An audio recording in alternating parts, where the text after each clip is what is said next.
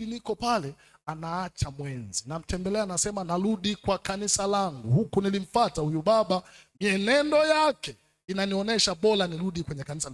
Mama, miaka yote moyoni mwako bado una kanisa lako. Tulijua mpaka umefikia viwango vya ushemasi, umeelewa? Ana kanisa lake.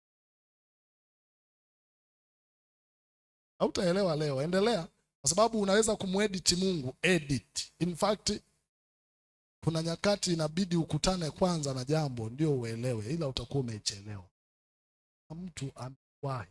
Najua shida ni hii, tatizo tuna tabia moja ya kuhalalisha dhambi kwa matokeo chanya.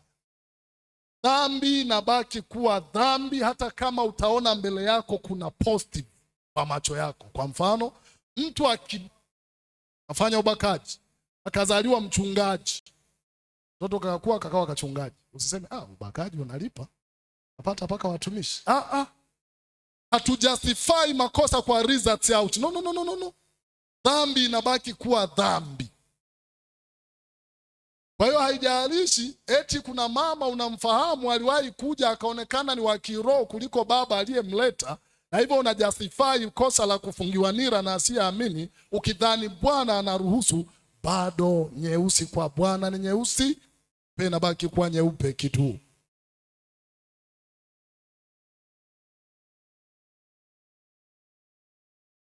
Hata msimamo ya mtu kiwa safi na sahihi kiasi gani, mvuto wa mwenzi asiyeamini utakuwa na mwelekeo wa kumpeleka mbali na Mungu. Patriarchs and Prophets, ukurasa wa 174.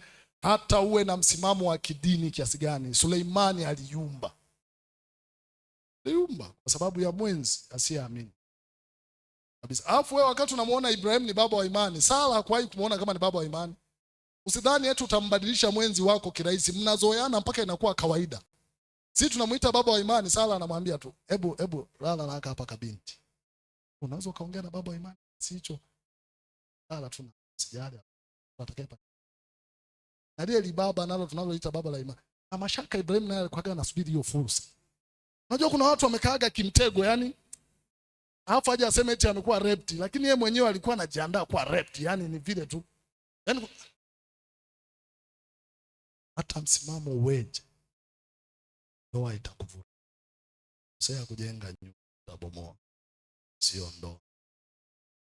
Kwa sababu hizo kanisa linapinga ndoa kati ya Mwadventista wa Sabato na mshiriki wa dini nyingine, na linataka wachungaji wake nikiwemo mimi wasifungishe ndoa za aina hiyo. Kanisa la Waadventista wa Sabato, mwongozo wa kanisa, toleo la 21, Kiswahili sahihisho la mwaka 25, sura ya 14, ukurasa wa 220 mpaka 222, inapinga.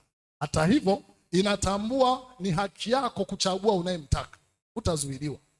Hata hivyo kanisa linatambua utachagua utakaye, ila ukishachagua, tunatumaini kanisa kwamba mshiriki akichagua mwenzi ambaye si mshiriki wa kanisa, nini kifanyike? Wenzi hao watatambua na kuelewa kuwa mchungaji wa kanisa la Waadventista wa Sabato aliyeahidi kusimamia kanuni zilizoelezwa hapo juu atatarajiwa kufungisha ndoa ya aina hii. Sura ya 14, kaisome vizuri, toleo la 21 la mwaka 2025, hiyo ukurasa wa 222. Sasa pastor ndio ufungisha ndoa. No. Lakini kuna kituko kingine kinaendelea na kimeendelea kushika kasi, na zote hizi ni dalili za kurudi kwa Yesu Kristo. Kuna kitu kinaitwaje? Send off. Haimo kabisa kwenye Biblia, haimo. Watu wamekurupuka nayo kwa sababu sijui ya umaskini, kwa kuwa mlichangia mnataka mchangiwe. Maskini ndio unaotesa. Send off. Unaisoma kwenye Mathayo ngapi? In fact unamsendi kwenda wapi? Ili iweje? Anapoondoka akaenda na kule bado kuna swali, je, kuna mwenye pingamizi lolote? Alafu wewe unamfanyia send off. Yaani wewe binti hapo unajiandaa kuwa send off. Napelekwa sijui kwa nani hata sielewi. Na kuna vituko vinaendelea kabisa siku ya send off, unakuta amekaa hapa binti mmoja, binti mwingine, binti watatu wanafunikwa uso, alafu anaitwa kaka, patia wa kwako, patia, na huyu mtu anaitwa MC, patia. Anakuja anaanza kubonyeza kama viazi mviringo. Na libaba liko pale linatazama binti zake wanavyochezewa. Umaskini unatutesa, kosea. Lete send off kwa mwanangu. Kofi na utumba. Ole wa mbingu na nchi. send off, unaanza kushikana shikana hapo, unakumbatia, hamjafunga ndoa, unaanza kumkumbatia binti yangu. Karau, yani maskini nao unatutaabisha sana. Ndio. Chao ngapi umeisoma hiyo send off, ukipata utanitia kesho swali zote nilizowasilisha, swali ya kwenye ile meza nitakuwa kesho ku wind up chache aliyosalia. Na kitu kinaitwa send off katika kanisa hili haipo. Pata unisaidie, tunaendelea kujifunza. Hivi tuko tu vinaendelea vya kukopi mambo na kupesti kitchen party na nini, hatuna hivyo kwenye kanisa hili, hatuna. Wewe uliyechagua kuwa wakili mwaminifu, chagua kusimama na kutii. Tunasema moja ya anayefaa tii Mungu. Mungu akielekeza sikiliza. Sasa ushauri ni huu. Wewe ambaye umasikini ndio unakusumbua, unatamani uliowachangia wakuchangie pia, funga ndoa kwanza. Baada ya kufunga ndoa, huyu ni wa kwako, fanyeni sherehe muwezavyo. Ila msisahau, tatoa ripoti ikiwa mtatumia fedha ya Bwana kwenye mambo ya sherehe. Sema hivi, baada ya ndoa mnaruhusiwa kufanya hiyo sherehe ya kuagwa baada ya ndoa. Kwa nini? Lazima mchungaji aulize, je, nani anamtoa binti huyu? Anayemtoa binti huyu kuwa mke halali wa huyu? Ikishajibiwa hilo swali, mwongozo unasema ndipo kijana anaruhusiwa kumshika mkono. Hakuna idhini ya kijana kumshika mkono binti, hata kama analeta huwa mnakutana mwe tunashika. No. Mpaka swali liulizwe nani anamtoa. Huku jadisha ulizwa maswali yote. Je, kuna mwenye pingamizi? Hayupo. Ninyi wenyewe hakuna unalofikiria lolote? Halipo. Ndipo shika mkono. Mwisho kabisa utakutana na hili: aliyowaunganisha Bwana mwanadamu asifanye nini? Asiwatenganishe. Tangu tamko hilo unaruhusiwa kufanya kila mnavyoweza. Fanyeni hiyo inayoitwa kuaga. Nendeni huko kaagane, nenda na kule agana, mkumbatie ni wako, mpakate ni wako. Baba mkwe mwenye aibu atawapisha tu, hamna shida. Yaani hakuna neno. Sio kabla. Na kitu cha kabla hata kidogo. Leo utaikuta kwenye mwongozo wa kanisa inaelekeza lazima mchungaji atamke basi aliyowaunganisha Mungu, mwanadamu asiwatenganishe. Itamko hivyo kwenye ukurasa wa 272 mpaka 76, utaikuta hiyo sura ya 16 kwenye kanuni ya kanisa toleo jipya. Hapo mnaruhusiwa kuendelea na yote. Nje ya hapo ni dharau, na maandiko yanasema kwenye Waebrania 13 mstari wa 4, ndoa na iheshimiwe na watu wangapi? Wote. Na maradhi yawe safi. Wazinzi na waasherati Bwana atawahukumia adhabu. Mungu hawezi kudhihakiwa akatuacha salama. Sikia, basi aliounganisha Mungu kwenye Mathayo 19:6, mwanadamu asiwatenganishe. Baada ya tamko hili ndipo mnaweza kuendelea na program, maana mnatambulika kama mke na mume. Ndio, vinginevyo andiko yanasema chochote kinachopingana na neno la Mungu tunaweza kuwa na uhakika kwamba kinatoka Shetani. Ushe nacho. Bwana atubariki. Jina la Yesu. Amen. Pendekezea, zingatia sana maelekezo tuliyojifunza. Hatufungiwi nira na asiamini. Na hii ina maana ya nje ya imani yetu. Na ukitulia kwenye imani hii pia inaenda zaidi. Hata huyu ambaye ni wa imani yako akisha kosa imani kwa Mungu hafai kuwa mwenzi wako. Kwa mfano, anapokuhitaji muanze kujuana kabla ya ndoa. Moja ya dalili ya uliye naye ni nyang'au fulani hafai kwa mahusiano ni kukutaka kimahusiano. Kama kuna jeraha litawatesa maisha yote, juana kabla ya ndoa, yani kufanya tendo la ndoa kabla ya ndoa. Ila utakaposafiri umeenda makambi kama mimi, uko na waza leo kule mzee atamwacha salama. Alishindwa tu kuvumilia wakati ule, sasa atavumilia kweli? Itakutesa. Na yeye vivyo hivyo anakuwa anawaza sijui itakuwa. Yaani hako katabaki na ninyi daima. Aishi sababu ya zinaa. Leo zinaa ndio inakimbizwa spidi, na watu wanadhani ndio uchumba, watu wanadhani ndio mahusiano, watu wanadhani ndio ujanja, kumbe ni vitu vya ajabu. Unamtoa out mchumba, mnaenda Matema na mchumba, naenda bichi na mchumba. Mafungu gani ulilolisoma? Ni nani yako kutoana out? Unamhudumia mchumba mpaka unaanza kujuta. Mmoja akanipigia simu, pastor, mchumba wangu ameniacha na tulijenga wote msingi kwa jina lake. Ameubarikiwe sana akiendacho kwa mganga akirudi. Asante na Bwana akutangulie. Na ni kaka aliyekuwa analia hivi.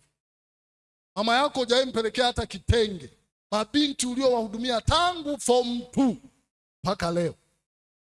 Na wote wanakulipa kibuti. Na mwingine kwa sababu ya umasikini amehudumiwa mpaka anataka amkubali kijana kwa sababu ya zawadi na sio kwa sababu anampenda. Itakutesa. Nilikwambia kila nikifika hapo nakumbuka alikula 7,000 tu. Sawa. Ndio kwa nini nairudia sijui nilitoaje.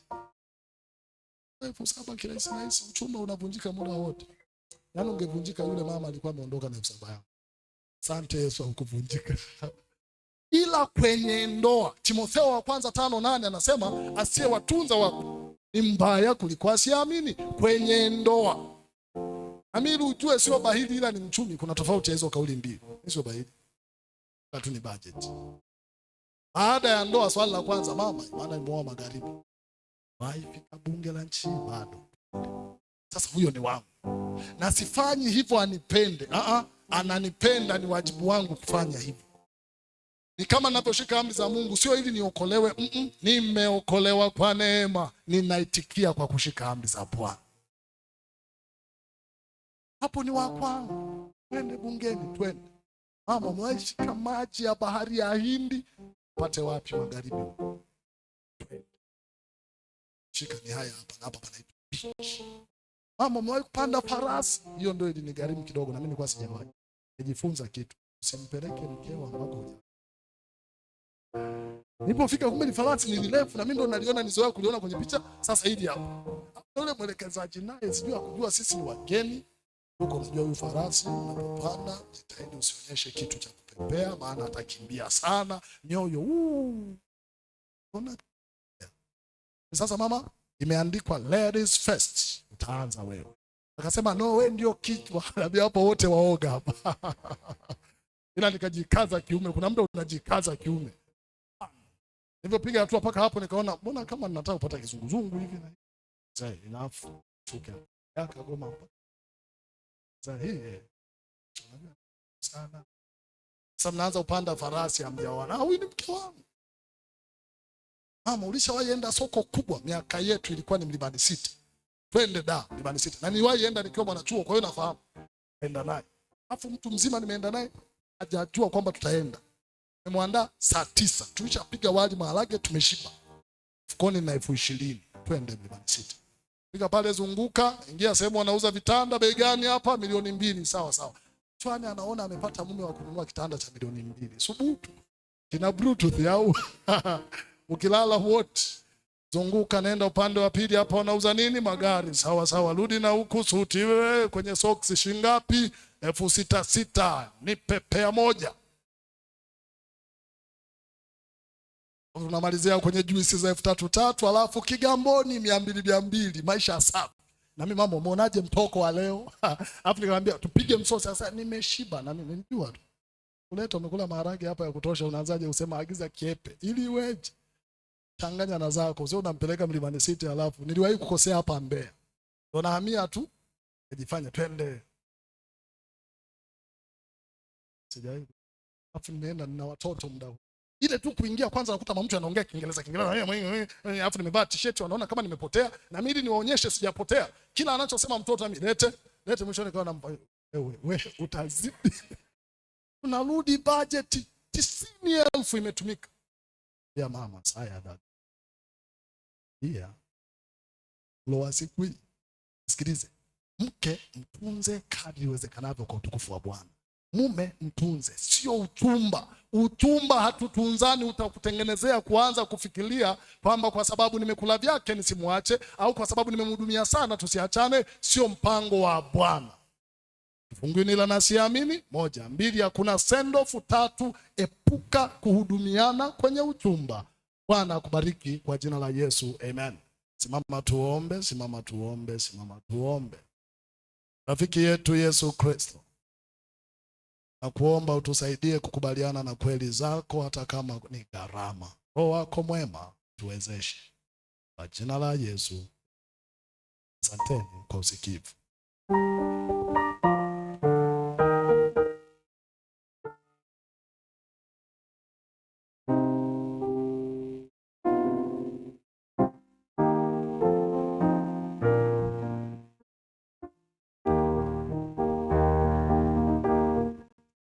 Makambi Salamusti 2026. Nitakwenda nikimsubiri Yesu. Nitakwenda nikimsubiri Yesu. Makambi kanisa la Musti 2026. Nione mikono ya waliobarikiwa na somo hili la mahusiano. Amen, amen. Pastor Ali Musa, Bwana azidi kukubariki. Amina. Dada Martha, karibu. Nakumbuka nikiwa napitia ukurasa wa 9. Kitabu jina lake Nusu Ndoa Yako. Karibu. Nibadilishe kauli niseme nikiwa na pita kwa bahati mbaya, maana kupitia washiriki wanaweza wakasema huyu kijana namna gani? Ni mpitiaji. Ni mpitiaji wa vitabu kama hivi. Niliona sehemu moja kulikuwa na ukurasa umeandikwa kijana kabla ya kutafuta mchumba angalia kama anazo sifa 3 za ukomavu. Zipi hizo? Wakasema ukomavu wa kimwili, ukomavu wa kiakili, lakini pia ukomavu wa kiroho. Amina. Sasa somo la pastor leo limenikumbusha mbali kidogo. Nakumbuka kuna mzazi mmoja tulikuwa naye kanisani na alikuwa ana mke nje ya kanisa. Siku moja alipopewa maiki kwenye somo alisimama akasema, vijana wangu wa Kisabato, karibu, naomba msiende kutafuta wake huko nje. Msituangalie sisi tuliooa, tunajua shida tunazozipitia. Ni zipi hizo? Nilitamani hata nimfuate nimuulize anapitia shida gani, lakini kwa sababu ya umri wake ilibidi nitulie tu nisije nikapigwa makofi. Kupitia mikutano hii, ndio pastor alivyoelekeza vizuri, ndio nikiwatazama mabinti Sayuni ambao wapo ndani ya hili jengo, wanafaa kweli, wanafaa. Mimi mwenyewe nazidi kuangalia nione mwenye ukomavu wa kimwili, kiakili na kiroho pia. Namshukuru Mungu, hayo yote nimeyatimiza. Amina. 0795 37 78 17 0795 37 78 17.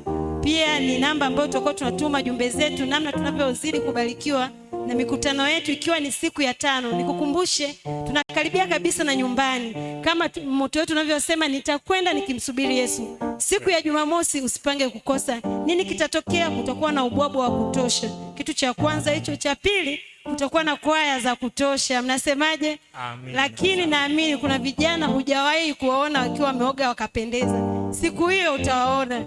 Hawa ni mainjinia, kwa hiyo hiyo siku watapendeza. Mchungaji amefundisha vingi, kwa hiyo siku wata-apply. Kweli watajitahidi, hata kama kuna baridi utajaribu hata kuchemsha maji kwa ile siku. Wana gesi watatumia. Kwa kweli. Kipindi kinachofuata? Kipindi kinachofuata ni kipindi cha uimbaji. Amina. Na kwa ajili ya kuanza uimbaji wetu tutaanza na kikundi cha Voice. Tuzidi kuzingatia utaratibu wenu wa kulia, ambao kwetu huku ni mkono wa kushoto ndio mkono wa kuingilia, lakini pia mkono wa kutokea ni mkono wenu wa kushoto ambao kwetu ni mkono wa kulia. Baada ya Amazing Voice Tukasa Musti Choir mtafuata, na baada ya hapo Boaz Nation atafuata. Huyu ni nani naye? Natamani kumuona pia. Mwenyewe natamani kumuona, huenda kuna sayansi inaweza ikatokea. Kweli, ngoja tusubiri tu. Maana kazi kata kilomita kutoka Dar es Salaam sio kazi nyepesi. Kutoka Dar es Salaam kuja kwenye kambi la Musti. Hii inaonyesha ni kambi lenye mibaraka ya aina yake. Kambi la vijana wengi ambao wako single. Kwa kweli. Lakini sambamba na hao, mara tu ya Boaz Nation atakayefuata ni kwa yetu ngeni pia kutoka UMT watafuata kwa wimbo.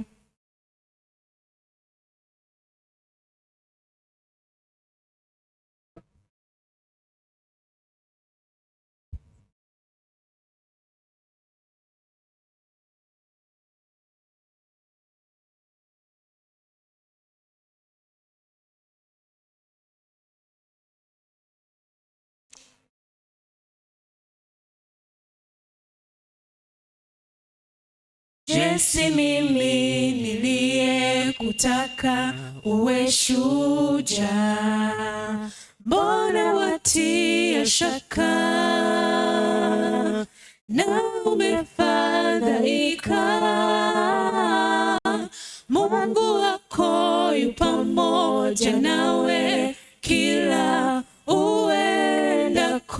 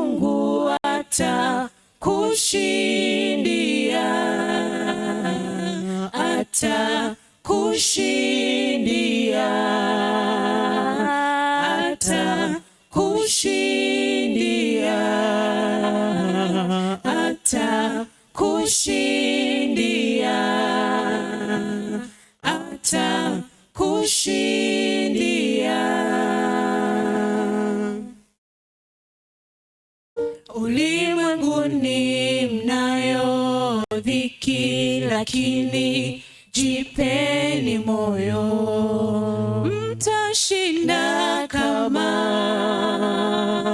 alivyoshinda Yesu Kristo.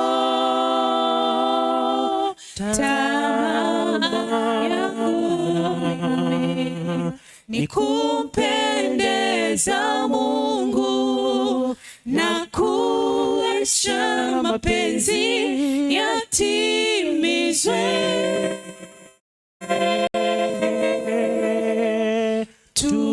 Tutashinda vita hii kwa kusoma neno lake na kuishi sawa sawa na mapenzi yake. Kati vikwazo vyako mwamini Mungu atakushindia.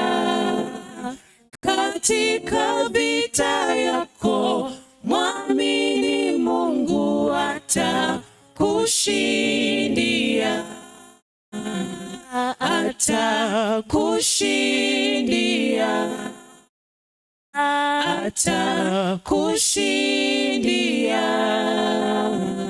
Atakushindia. Atakushindia. Atakushindia. Kati vikwazo vyako mwamini Mungu atakushindia. Katika vita yako mwamini Mungu atakushindia. Atakushindia. Atakushindia. Atakushindia. Atakushindia. Kati vikwazo vyako mwamini Mungu atakushindia. Katika vita yako mwamini Mungu atakushindia. Atakushindia. Atakushindia. Atakushindia.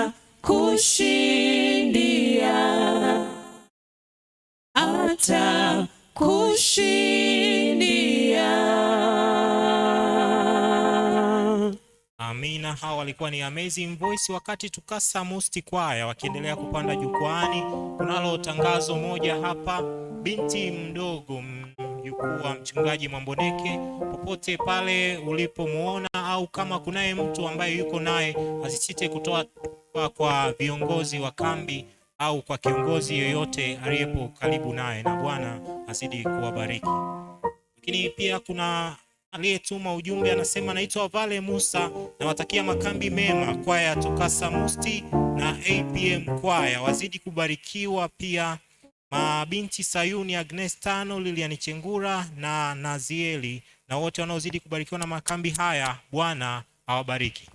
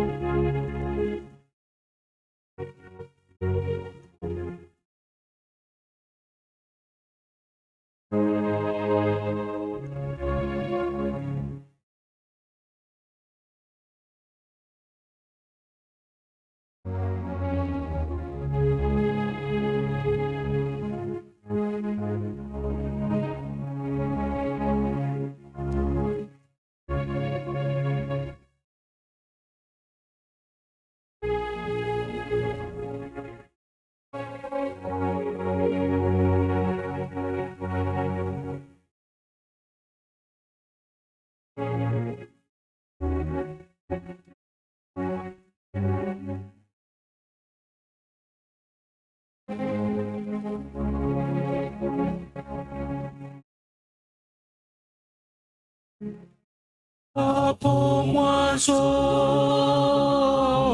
hatukuwa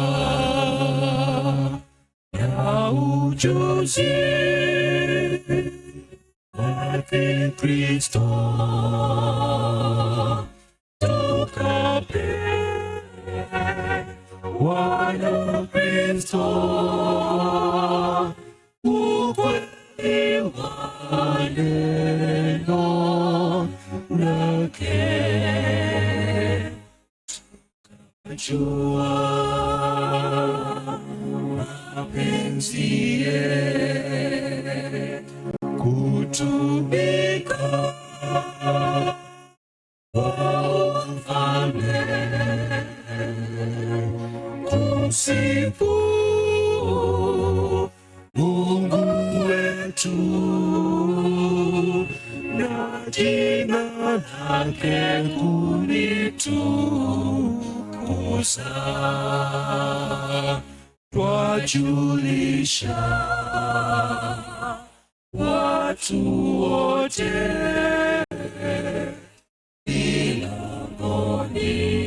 milangoni na njiani ile kweli, twafundisha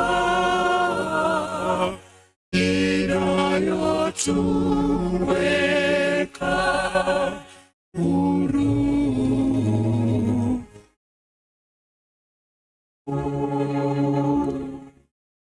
Kote ibada inapanuka, tufanye kazi yake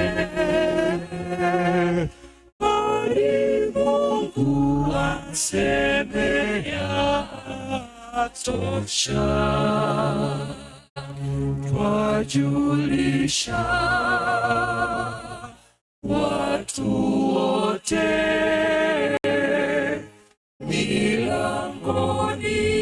milangoni na njiani ile kweli, twafundisha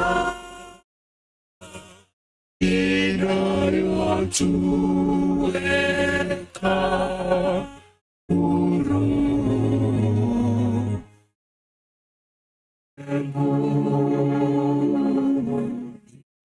Kote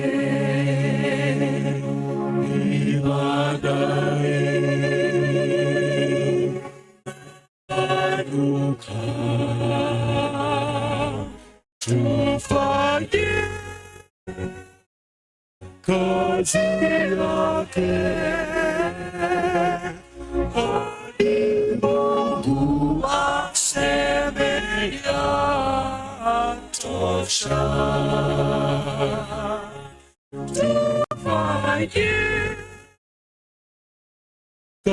yake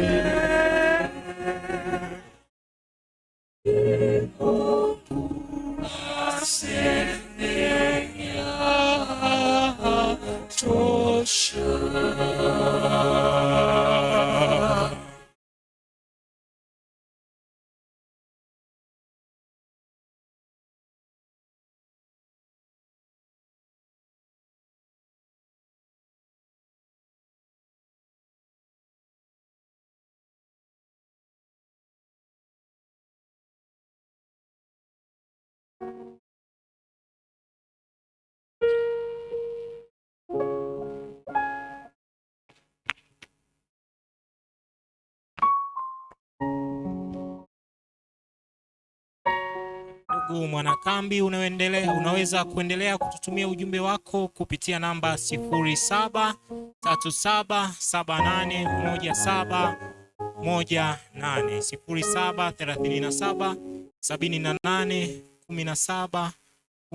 0737781718, na Bwana atakubariki.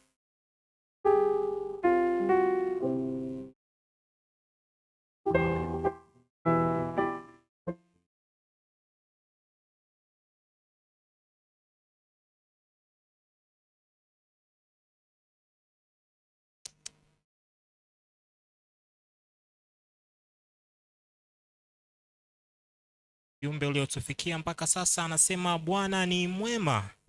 Namtakia makambi mema rafiki yangu kipenzi Lilian Chengura. Ujumbe anataka kuabudiwa ndio aimbe APM kwaya. Lakini pia mwingine anasema Bwana ni mwema, namtakia makambi mema rafiki yangu Reverend Ndondi. Ujumbe wake kuna maisha baada ya Njombe Net Event.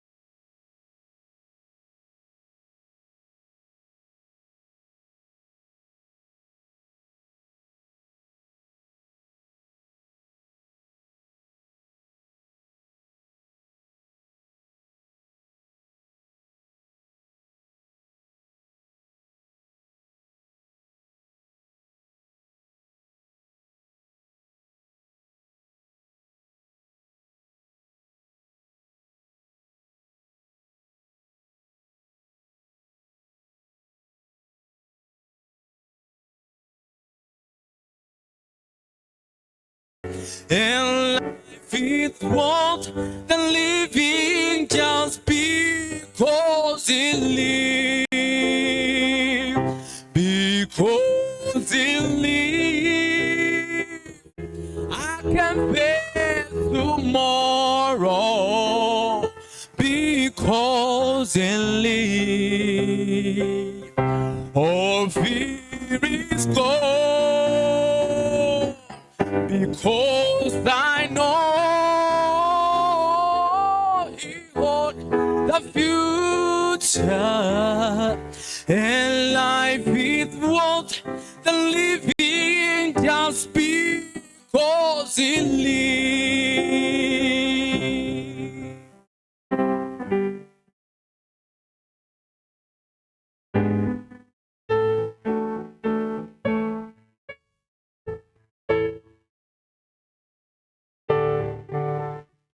How sweet to hold a newborn baby fill the proud, and joy he brings. But greater see the calm assurance, the child confess and set down day because he lives. Because he lives, I confess tomorrow. Because he lives, fear is gone. Because I know he holds the future, and life is what the living just because he lives. Because he lives, I confess tomorrow. Because he lives, oh, fear is gone. Because I know he holds the future, and life is worth the living just because he lives. And life is worth the living just because he lives.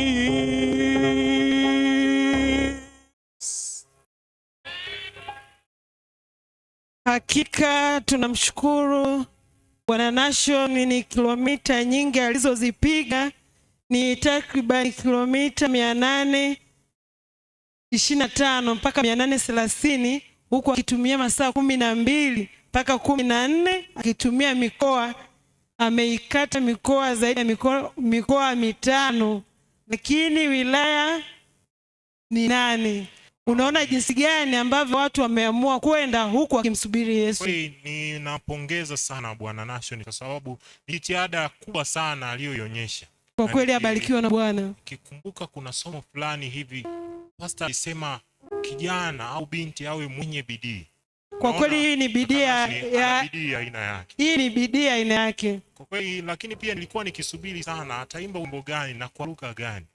Kwa kweli ametofautisha watu wa Mbeya na wa Dar es Salaam. Kwa kweli jambo la karibu. Ni kipindi gani kinachofuata? Kipindi kinachofuata ni kipindi cha somo maalum, na kipindi hiki kinaletwa na mchungaji wetu Pastor Edward Mola. Ni jambo ambalo amekuja nalo na ni tofauti sana, natoka kwenye mji wa dhahabu. Huyu ni tajiri huyu. Ndio, kutoka kule Makongolos. Inabidi tuishi naye vizuri. Na jina lenyewe tu lina kanamna fulani kama ni la Kiingereza hivi, kumbe ni la Kiswahili. Alipo Mbeya ila ni Makongolos. Bwana awabariki. Amina.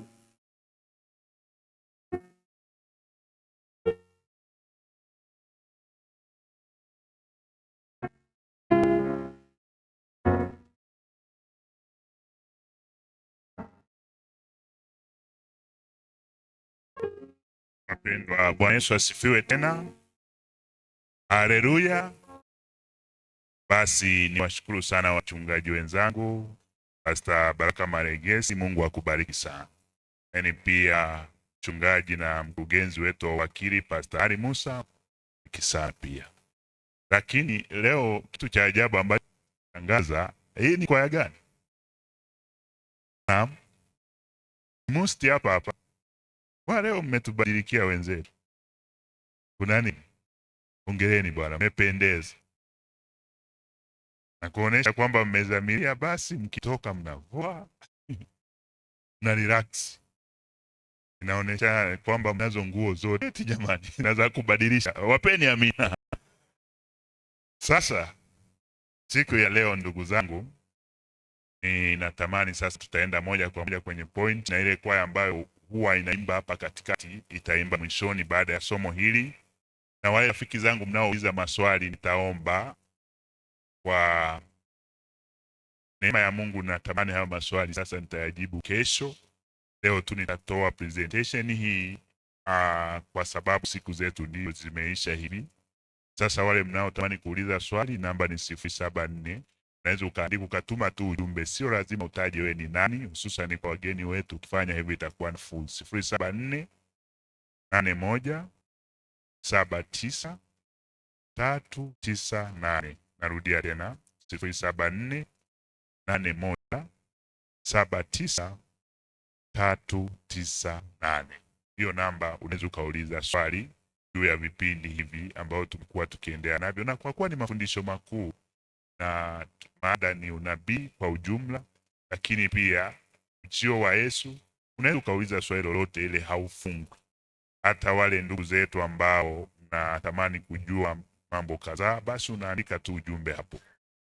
Wapendwa, niwakaribishe katika na leo natamani tuzungumze somo linalosema siri muhimu katika wanyama.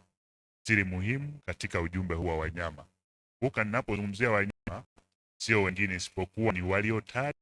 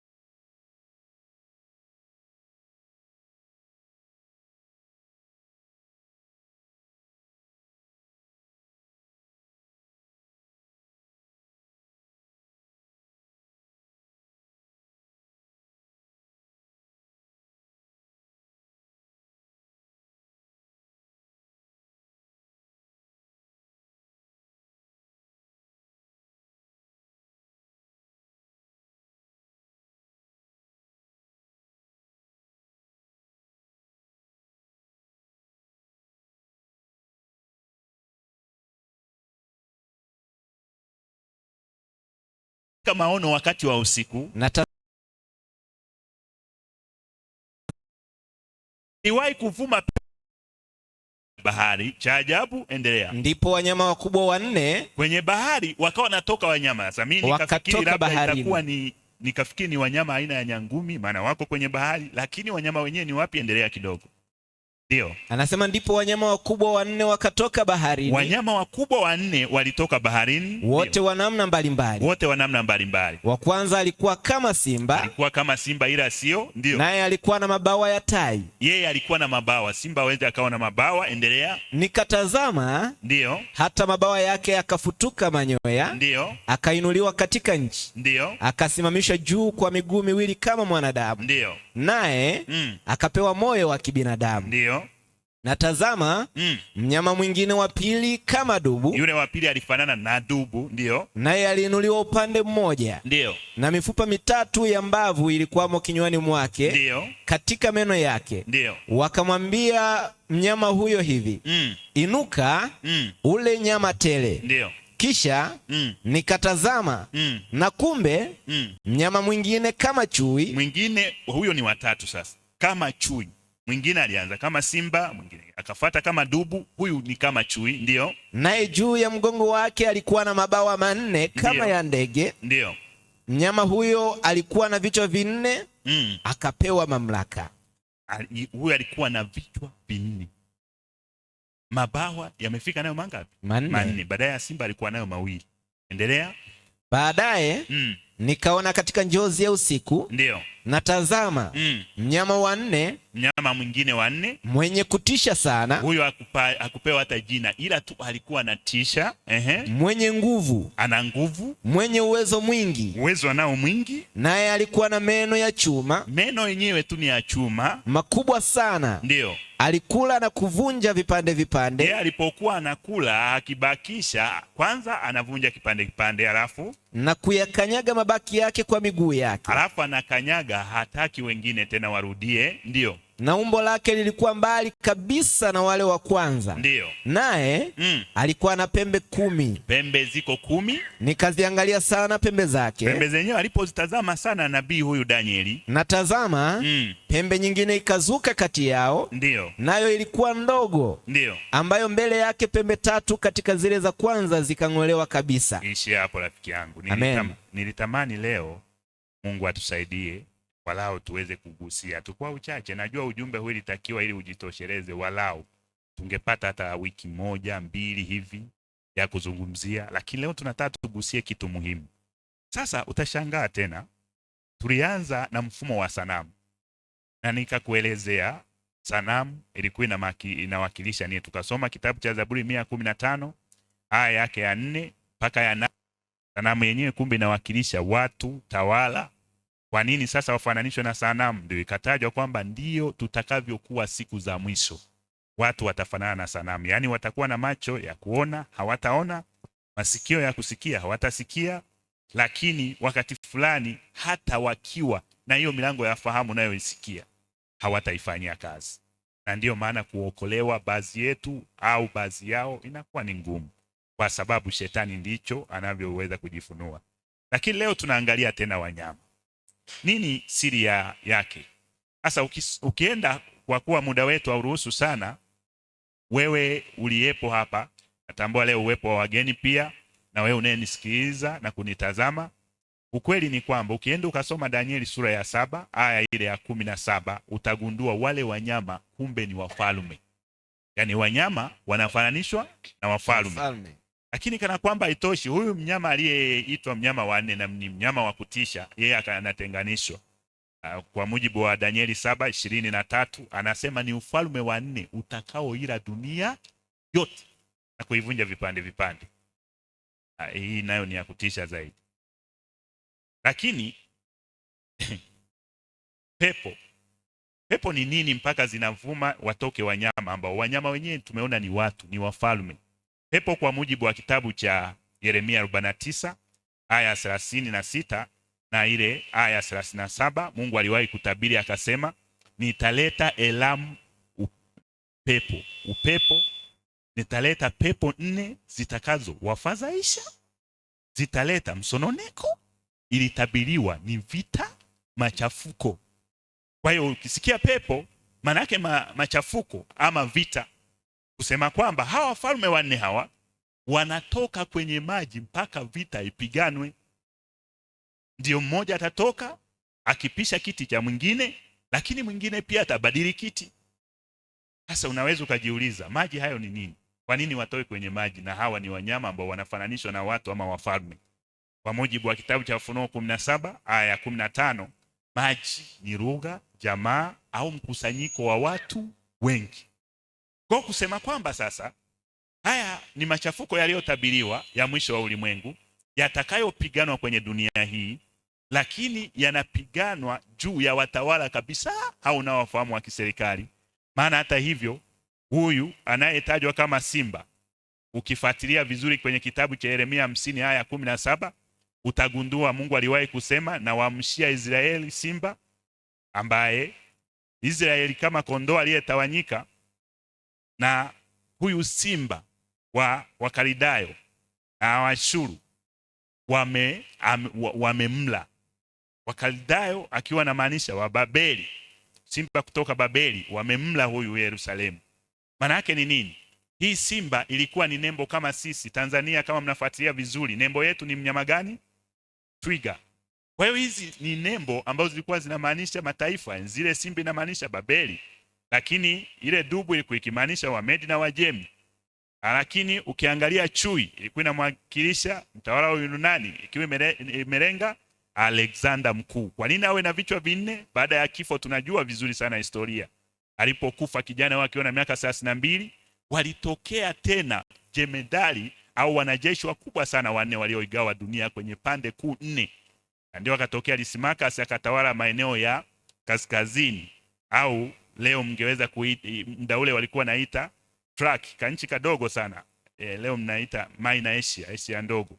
Lakini akatokea mtu anaitwa Kasanda, alitawala maeneo ya magharibi au maeneo ya Macedonia kwa wakati huo. Akatokea Seleucus, yeye alitawala maeneo ya ilikuwa ni mashariki. Huyu ni Seleucus. Na nazungumzia bahari ya Sham, lakini Asia Ashuru leo mnaita Syria. Akatokea jamaa mmoja anaitwa Ptolemy, na ndio wakawa wanalisishana mpaka kwenye Ptolemy Philadelphus, wajukuu zake hao walitawala Misri, au iliitwa kusini kwa muda ule. Sasa kinachotabiriwa hapa ni nini, rafiki yangu wewe unayenisikiza na kunitazama? Ni kweli kama Biblia ilivyotabiri, hizi lugha zote na mafumbo yote yaliyotokea yapo na yametokea. Kinachosikitisha na ninachotamani tuweze kujifunza vizuri siku ya leo, tuweze kuelewa kwa nini mwanadamu afananishwe na nini? Wanyama? Hili ndio swali la msingi. Nini kimetokea mpaka mwanadamu afananishwe na wanyama? Tutajibu hili hoja kwa mafungu mawili muhimu sana. Fungu la kwanza tutaanza na kitabu cha Petro wa pili. Kitabu ni Petro wa pili, waraka wa pili wa Petro, tutasoma sura ya pili aya yake ile ya 11 na 12. Sura ya pili fungu la 11, Petro wa pili imeandikwa. Ndio. Wenye ushupavu, wenye kujikinai, hao ni watu hawatetemeki wakiyatukana matukufu. Yaani itafikia muda watu hawatatetemeka wakiyatukana matukufu. Endelea. Ijapokuwa malaika ambao ni wakuu zaidi kwa uwezo na nguvu, ndio, hawaleti mashtaka mabaya juu yao mbele za Bwana. Pamoja na kwamba malaika wamewastahi sana watu wa siku hizi za mwisho. Endelea. 12. Ndio. Lakini hao kama wanyama, lakini hawa watu wa siku za mwisho watakuwa kama wanyama wasio na akili. Kumbe uwezo, niliwaambia hivi, siri ile ya kitabu cha Daniel sura ya pili, ile inapoonyeshwa sanamu, ilienda tukasema madini yale yalikuwa naonyesha, tulianza na dhahabu, ikashuka ikaja kifua pamoja na mikono ni fedha, ikaja tumbo na kiuno shaba, ikaja chuma, ikapungua thamani hadi unavyozeni dhahabu ina thamani, lakini huku inazidi kushuka. Maana yake ni nini? Ilitabiriwa dunia itazidi kushuka na vyote vikaavyo vitazidi kushuka.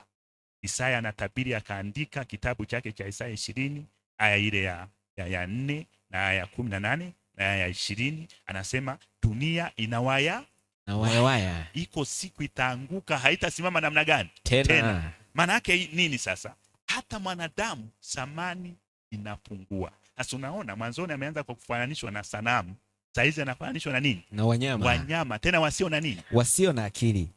Unaweza usielewe sana hiyo sentensi. Hebu twende kwenye Zaburi 73. Kitabu cha Zaburi sura ni ya 73. Tusome tu aya yake ile ya 22 hapo. 73:22 imeandikwa. Ndio. Nalikuwa kama mjinga. Kile anasema nalikuwa kama mjinga, sijui neno. Mjinga ni yule asiyejua kitu. Ndio, endelea. Nalikuwa kama mnyama tu mbele zako. Nalikuwa kama mnyama tu mbele zako Mungu. Ndio. Fungu la 23. Ndio. Walakini, unaweza ukaishia hapo rafiki yangu. Amen. Kumbe mnyama manake ni mtu huyu unayemwona, ila akiwa mjinga. Unaweza usielewe mjinga ni nini? Ni yule asiyejua neno. Hujanielewa? Maana ya wanadamu kufananishwa na wanyama, watakuwa wajinga siku za mwisho, hawatajua nini? Neno. Unaweza ukafikiri ni bahati mbaya, mpaka saizi watu hata kwenye ubatizo wenyewe kuna baadhi ya watu wanakojolewa mkojo. Huo nao ni ubatizo. Ajabu. Wapo. Yaani unaweka kabisa hivi mgongo, alafu amepanda juu sehemu fulani, hata iwe kwenye mti au kwenye mimbari au sehemu yoyote, mchungaji amekunywa maji ya kutosha, anaachia mkojo na project. Alafu anashindania nafasi. Alafu ole wako uguse, unaambia umefuta ubatizo, unajua mkojo unawasha yapo na yanaendelea. Ninyi kama mnafuatilia vizuri sasa hivi mnaona watu wanabatizwa wataka kuruka nini? Kuruka moto. Lakini sasa kuna wengine wameenda bali zaidi, wanapiga misumari inatokeza kwenye kibao chembamba, misumari yenyewe ni ncha ya kutosha mirefu, alafu unapita unakanyaga kadi unavyotobolea, unasema unashiriki mateso ya Yesu. Swali, mpaka tufike huku hakuna sehemu ilikoandika ubatizo wa kweli? Na ndio utaangalia mafungu yapo yamejaa, ikiwepo Marko 10:39. Yesu alisema ubatizo ni batizo ndio mtakao batizwa. Bwana Yesu apesi. Amen. Lakini sasa mbona imefika hivyo? Na ubatizo wa Yesu ni upi? Iko wazi tu, kisoma Marko 1:7 mpaka ya 9. Alienda akachuka chini ya mto Yordani akabatizwa, ndo akapanda, na ndio huwa Roho wa Mungu akatoka juu. Haleluya. Amen. Lakini watu wako tu kinyume. Nini sasa kimewafanya watu wanageuzwa kuwa kama wanyama? Unajua hata habari ya ibada Mungu alielekeza. Efeso 4:5 alisema imani namna gani? Moja. Ubatizo moja. Kama alivyo Bwana wenu ni nani? Ni mmoja tu, Yesu Kristo. Lakini mtawanyiko huu utaendelea sana kutokea, utaendelea sana tu. Hasa unaweza ukajiuliza, haya mambo sasa yanapoendelea pengine yamelenga nini? Au nini kinachotafutwa? Maana sio habari tu ya ubatizo, hata mambo ya ulaji. Mchungaji Musa alikuwa anazungumzia sana jana hapa mkurugenzi. Akasoma. Na kuna baadhi ya mafungu kiyaona mpaka unatisha. Yaani unashtuka kabisa. Na sio kwamba mimi naye zungumza eti sijawahi kupitia huko. Nimepitia vizuri, nawaambia mimi hapa nilipo. Yaani kwa umri huu tu sijui kwa nini shetani amenipitisha sehemu nyingi. Nilianza kwanza kuamini wachawi, waganga. Niliwaambia nilikata tamaa baada ya kukuta jamaa yangu ambaye ninamwamini mganga, tena kutoka sehemu za mbali Sumbawanga, tukakuta amekufa kwa kulogwa. Tukaahirisha. Tukaenda tena kanisani kwenyewe nikavutiwa na kanisa moja lilikuwa linanibembeleza kwa mafungu kadhaa. Ilikuwa natumia Timotheo wa kwanza 5:23. Inaniambia kunywa kidogo usilewe. Kila nilipokuwa na kunywa nalewa. Na mimi nilianza gongo bwana niko la 4. Sasa nikasema hapa nako nimechemsha. Ikabidi niendelee kuichunguza Biblia. Unafikiri kwa nini? Mafungu yako wazi, kwa mfano kama kitabu kwa cha Isaya sura ya 66:17, Mungu anasema wazi kabisa, watu hawa walao wajitakasao wakila nyama ya panya, wakila na machukizo na nini tena na nguruwe watakoma pamoja. Anayesema ni nani? Asema Bwana wa majeshi. Lakini watu wanakula, wanamla yule mkuu wa meza wanamuitaga Noa, nguruwe, kitimoto. Unasikia tu kiti chenyewe cha nini? Cha moto. Ila wanakula. Sasa baadaye ndo umoja wa shirika la umoja wa afya duniani, nafikiri WHO, wanakuja kugundua, wanasema pamoja na kwamba tunamla, ila hana mtu ambaye haivi anaitwa trichinae. Huyu ndiye anayesababisha nini? Kifafa. Wanasema hata umpike kwenye centigrade gani, hafi, anazimia tu. Baadaye anaibuka. Sasa hayo yote alitabiriwa. Mungu tu amesema simple kwamba usile, na anayesema walikutengeneza. Yaani sawa na jamaa anayepishana na jamaa ambaye alitengeneza gari, anamwambia tumia petroli, anasema hata maji tu yakiwa yamechemka yanatosha. Hiyo shughuli ndio inayoendelea kwa wanadamu. Kwa nini? Inafyonzwa uwezo wa kuelewa taratibu. Lakini kwa uhakika. Sasa fungu hilo nitisha zaidi ni kitabu cha Yuda sura ya 1 aya yake ya 10, na iko sura moja tu. Hiyo iko maeneo ya jirani sana na kitabu cha Ufunuo. Yuda fungu la 10. Ndio. Maandiko yanasomeka hivi. Inasemaje? Lakini watu hawa huyatukana mambo wasioyajua. Eti unaambiwa hawa yani chanzo cha kufananishwa na wanyama wamekuwa watu wa ajabu. Kwanza wanayatukana mambo wasiofanyaje? Wasioyajua. Maana hata kama mpagani bado anambishia Mungu na kumtukana. Nitakuja nikuonesha hapo. Na ndio maana iko Danieli 7, iko Danieli 8. Danieli 7 inaonesha wanyama najisi hawa wote, simba haliwi, chui haliwi, dubu haliwi, lakini Danieli 8 inaonesha beberu na nani? Na kondoo dume. Hao wote wanaliwa, walikuwa wanatumika madhabahuni kwa mujibu wa Lawi 16. Sasa ina maana gani? Maana yake kama kondoo na beberu au mbuzi na kondoo ambao waliwahi kutajwa pia kwenye kitabu cha Mathayo 25:31 mpaka 34 kwamba Yesu akija atabagua kondoo na nini? Na mbuzi. Maana yake hii vita itaingia kanisani pia. Humu ndo Yesu atakuja toe kondoo na mbuzi, magugu na nini tena. Lakini fungu hili linasema, hebu endelea sasa kitabu hichi cha Yuda 1:10. Anaendelea kusema, ndio. Naomba kurudia. Ndio. Lakini watu hawa huyatukana mambo wasiyoyajua. Mungu akatabiri akasema watu wa mwisho watatukana mambo wasiyoyajua, na mambo wayatambuayo kwa asili, hata mambo wayatambuayo kwa asili wajiharibu kwayo kama wanyama wasio na akili. Yaani maana wale watu wasiomjua Mungu wanamtukana mjua. Nimekwambia habari ya batizo bandia, habari ya vyakula feki, habari ya hata habari ya imani feki. Zipo nyingi sana. Kinachosema ni nini? Sasa hivi hata humu ndani kanisani chonjo hivi, unajua unaweza ukaabudu lakini pia mambo yasiende. Ukawa kanisani mambo yasiende. Isaya 7 kitabu cha Mathayo 7 anapoandika aya 21 mpaka ya 23 anasema, si kila mtu anayeniita Bwana Bwana ataurithi ufalme wa wapi? Wa mbinguni. Tena anasema ni wengi. Hebu tulisome hilo fungu. Kitabu cha Mathayo. Ndio. Sura ni ya 7. Ndio. Fungu lile la 21 na kuendelea. La 21 na kuendelea imeandikwa. Ndio. Anasema si kila mtu aniambiaye Bwana Bwana, kila mtu anayeniambia Bwana Bwana atakaingia katika ufalme wa mbinguni. Eti ataingia mbinguni, sio kweli? Ndio. Ni yeye afanyaye mapenzi ya Baba yangu aliye mbinguni. Ni yeye anayefanya mapenzi ya Bwana. Sasa mapenzi ya Bwana ni yapi? Ukipata muda utaenda usome kitabu cha Yohana 14:15, anasema mkinipenda mtashika amri zangu. Kwisha. Hayo ndio mapenzi ya Bwana. Lakini endelea, kuna hatari iliyopo. Wengi wataniambia siku ile. Sio wachache, siku ya mwisho watakuwa ni wengi sana watakaoenda kwa Bwana. Ndio. Bwana. Watasema Bwana, Bwana, Bwana, hatukufanya unabii kwa jina lako? Kumbe wataenda manabii kabisa waliokuwa nafanya kwa jina la Yesu unabii na unatokea. Alafu na kwa jina lako kutoa pepo. Wako wengine saizi wakiombea mapepo yanatoka, na kuambia usifurahi. Ukinyosha mkono mapepo, watu wenye mapepo wanalaliana, usifurahi. Endelea. Na kwa jina lako kufanya miujiza mingi. Kuna baadhi ya watu watafanya miujiza mingi, magonjwa yatapona, watu watatembea, tunakoenda viwete watatembea. Sasa Ufunuo 13 aya 13 inasema hata moto wakati fulani utashuka kutoka mbinguni kwa maigizo. Hakika. Yaani huku tunakoenda rafiki zangu, sio muda sana wa kuanza kumwamini mtu tu na maneno yake, ni shida.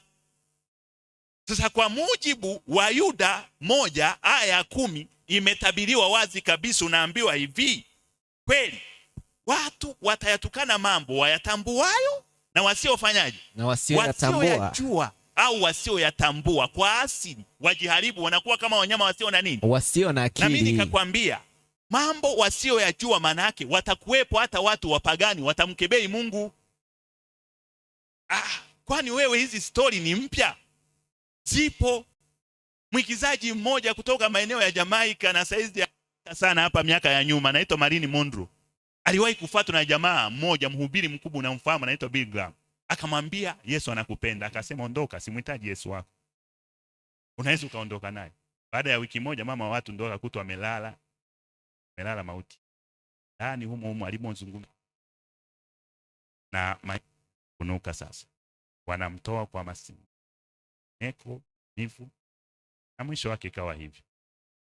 Lakini kana kwamba haitoshi, watu wasioyajua wanayatukana. Akatokea jamaa mmoja anaitwa Kazuza, mwimbaji maarufu sana nchini Brazil. Akawa anatumbuiza sehemu moja akiwa maeneo yanaitwa Rio de Janeiro. Akawa anatumbuiza, anaimba, anafurahi. Kilichomuua ni sifa tu, watu wakawa wanamsifia. Yaani manake ni ana nguvu, ana uwezo, amekamata dunia. Nikwambie sifa, hakuna kitu kibaya kama sifa.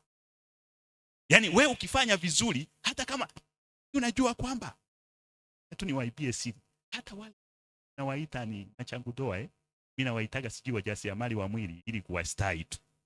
Sasa wale watu wale ulishawahi kuzingatia sura zao? Waga ziko ovyo wale. Hapana. Kwambie shetani na anaweza anatuka kiburi cha sura, kiburi cha pesa. Leo unajua tunaenda kufanya huduma kwa mfano hapa ya matoleo. Wewe hata milioni kwa umati huu ni hela ya kuzungumzia eti, ndugu zangu tuseme ukweli. Hata kabisa. Ningewapa hata historia yangu, hata mimi hapa niliwahi kula ada ikiwa UDOM pale mwaka wa pili. Alafu nakula ada kwa ajili ya mambo ya Mungu, na nyumbani hakuna Mungu. Kazi ya watu wakaanza kunikebea, utadisi kwa chuo. Nasema labda sio muamini. Hapo na mimi nilitoka naanza kwenda kweli tadisi. Lakini ngoja niwaambie, Mungu wetu huyu, Mungu wetu tunayemwamini, nilimaliza tena kwa ufaulu ambao Mungu alitukuzwa. Amen. Sikwambii wewe leo ule ada, lakini mtolee Bwana kwa kiasi mpaka utakaposema roho yako basi. Amina. Fanya kazi ya Mungu. Na unajua, na kesho tunaenda kugawa vitabu. Pange hivi, unakuja rafiki yangu ukose kitabu hata kimoja 3500, hiyo itakuwa ni aibu. Muombe Mungu kesho muinue. Amen. Lakini rafiki yangu, ngoja nikwambie ukweli. Huyu jamaa, huyu Kazuza bwana, walipomsifia kwa sababu ya sifa, akavuta sigara, ilipobaki nusu akaitupa juu. Malizia hiyo. Sasa usiniulize Mungu alimalizia au vipi. Baada ya hapo tu alionekana kama ni kikohozi cha kawaida, lakini walipoenda kumpima wakamwambia kansa imekula mapafu yote. Na ndio mwaka 1990 akalala. Ukalizaliwa 1998. Akalala mauti. Kebei nani? Mungu. Baadhi ya watu hata leo hapa hawatafanya ibada. Unajua leo tuko na ibada ya matoleo. Si wakizi lete kitu kingi. Kuna baadhi ya mtu hapa atakuja na mpaka atakuwa ametoa vyote. Mwingine atakuja na 1000, atakuwa ametoa namna gani? Vyote. Mungu hahitaji vingi. Kila swali ulichojaliwa na Mungu ndicho unacholeta. Sawa watu wa Mungu? Amen. Sisi kama mnanielewa? Hakika. Yaani wewe ulivyo unavyomwimbiaga Mungu hivyo, ndio uwezo wako umeishia hapo. Sasa kana kwamba haitoshi, rafiki zangu, ninapoelezea hii kwamba natukana mambo wasio yajua na yatambuayo, akatokea tena jamaa mmoja anaitwa Bonnie Scott, mwimbaji huyu wa nchi ya Uingereza hapo. Kwa sababu ya kipaji naye nini, sifa akalewa, akatunga wimbo unaoitwa Highway to Hell, njia panda ile ya kuelekea wapi? Kuzimu. Ana ndani yake mashairi yake humo akawa naimba, hakuna tunaelekea motoni. Akasema mimi shetani nakuja kwako nilipie maombi yangu. Baada tu ya wimbo huu, na ndio shetani alimlipia au kumlipia, akapaliwa na matapishi akalala mauti. Hii rafiki yangu hata tuambie tu. Kwani nani asiyejua huyu ambaye ni rais na alikuwa na uwania rais awamu ya 31 hapa nchini Brazil mwaka 1985. We Google tu hata mtu anayeitwa Tancredo Neves. Uliza saizi mna AI, uliza hiyo AI iambie huyo ni rais wa wapi. Itakwambia kiurahisi tu kwamba huyu hajawahi kuwa rais. Nini kilitokea? Wakati anapowania urais, wakiwa na ndugu yake ambaye alikuwa ni makamu wake wa rais. Na muda ule ilikuwa wanaenda kwa muda wa colleges. Colleges manake alikuwa ni majimbo muhimu sana haya. Ukishinda tu walau 400 kwa muda ule, ilikuwa tayari wewe unakuwa rais.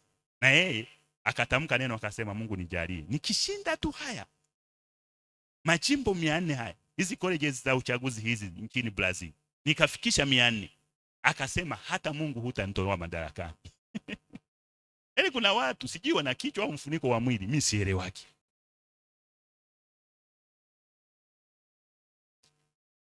Huyu jamaa aliposema hivi, na Mungu naye ni wa ajabu, akaruhusu akapata colleges 480, ikiwa sawa sawa na 72%, ukilinganisha na mfasi wake ambao walikuwa na mpinzani mwenzake ambao walikuwa wanachuana. Bwana Paulo akaishia 27% tu. Lakini unaambiwa anapoenda kuapishwa, homa imetoka wapi haijulikani, unaambiwa alikufa pale pale. Swali, Mungu alimtoa madarakani au alibaki? Rafiki zangu, ushauri unatolewa. Kitabu cha Galatia sura ya 6. Galatia sura ya 6 aya ya 7. Galatia sura ni ya 6. Ndio. Aya yake ya 7. Ndio. 6:7 wa Galatia imeandikwa. Inasemaje? Msidanganyike, Mungu hadhihakiwi. Rafiki zangu, tusidanganyike. Bwana Yesu apesi. Amen. Tusidanganyike. Kabisa, kabisa.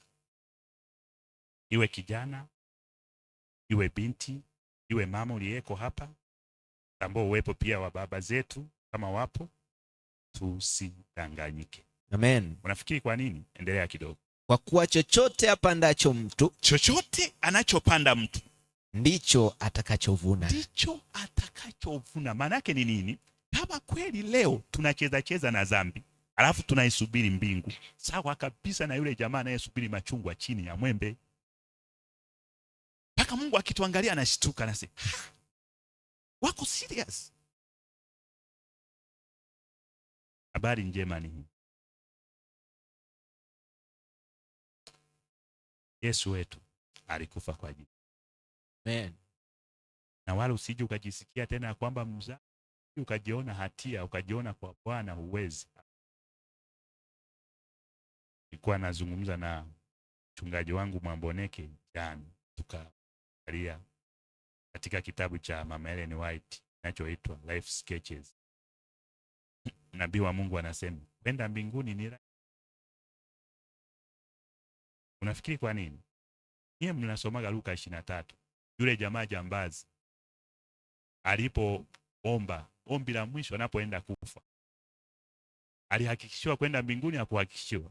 Alihakikishiwa. Utakuwa nami wapi? Peponi. Peponi. Amini nakwambia leo hivi, utakuwa nami wapi? Peponi. Rafiki yangu, nini kinaukatisha tamaa? Uendelee kuishi kwenye hizo. Kwa nini uendelee kumsoma? Na unajua leo tuna ibada maalum ya kujiweka wapi. Ni kweli kabisa, tunakoenda wanadamu wanafananishwa. Ila habari njema ni hii, wako watakaoshinda. Amen. Kwa nini siwe wewe? Maana hakuna kigezo kingine, ni kukimbilia tu miguuni Bwana. Tusimame.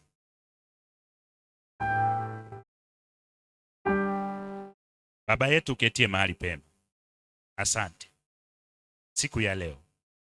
Naomba tena ukazungumze mwenyewe kwenye mioyo yetu, maana mimi mtoto wako uwezo wa kusema vile unavyokiwa, na maneno ambayo yana nguvu ni yale yanayotoka kwa.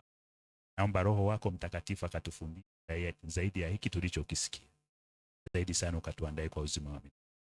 Kama kuna mtoto wako leo anatamani kujiweka wakfu pia kwa njia ya matoleo, shike mkono.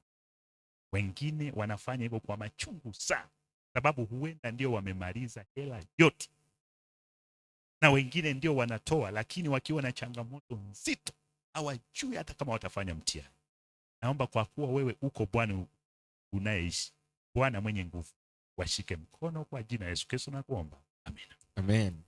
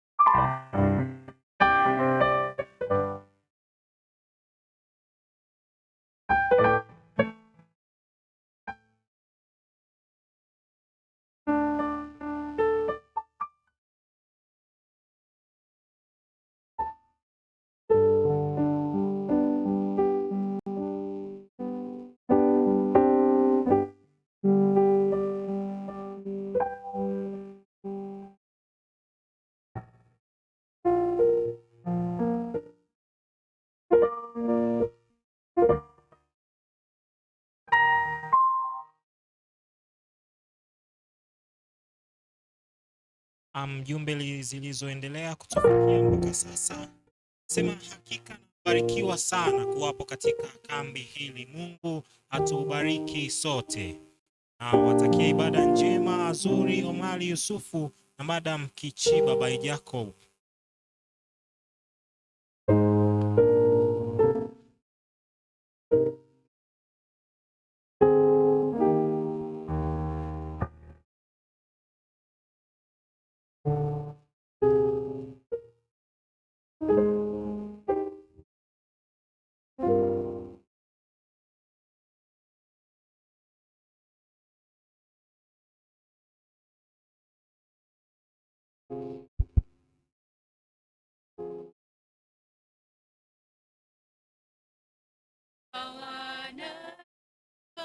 Utukufu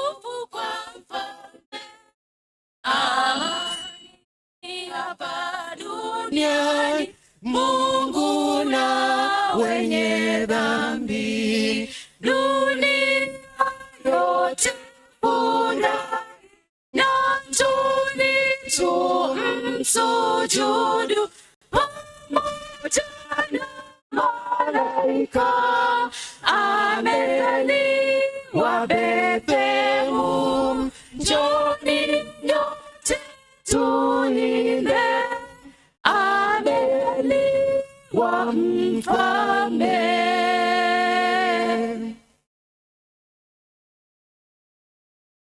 Kristo astahili sifa, ni mfalme wa milele. Kazaliwa kwenye hori, malaika imbeni, amani idumu kwenu. Tumsujudu kwa nyimbo, tutaishi na Yesu. Mungu pamoja nasi, njoni tuimbe, amezaliwa mfalme.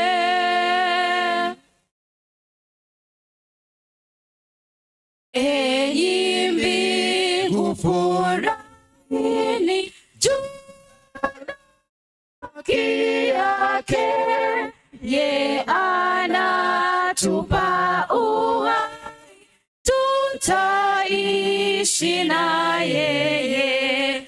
Yeye mwenye utukufu, kazaliwa tuokoke, tumepata wokovu kutoka kwake Yesu. Njoni nyote tuimbe, amezaliwa mfalme.